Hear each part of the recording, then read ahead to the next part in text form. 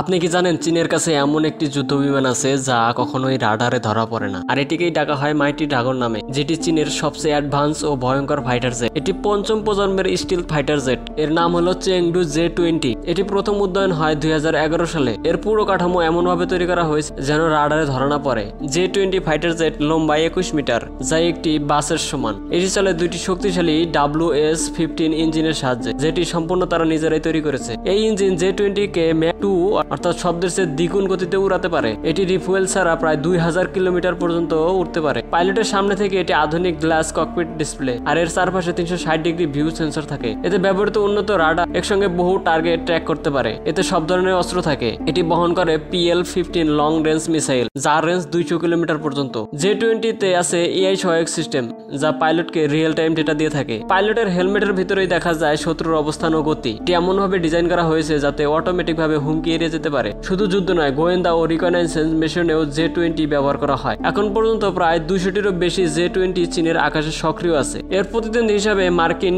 F-22 ও রাশিয়ার SU-57 ধরা হয়। কিন্তু অনেক বিশেষজ্ঞ বলেছেন এশিয়ার মধ্যে সবচেয়ে শক্তিশালী হলো J-20। সাম্প্রতিক সংস্করণে এটি স্টিলথ আর উন্নত সেন্সর স্মার্ট করা হয়েছে। ভবিষ্যতে J-20 এর ক্যারিয়ার বেসড ভ্যারিয়েন্ট তৈরির পরিকল্পনা চলছে। চীনের লক্ষ্য পরিষ্কার, আকাশে যুক্তরাষ্ট্রের আধিপত্যকে ভেঙে দেওয়া। এখন প্রশ্ন হচ্ছে J-20 কি একদিন সত্যি F-22 কে টেক্কা দিতে পারবে?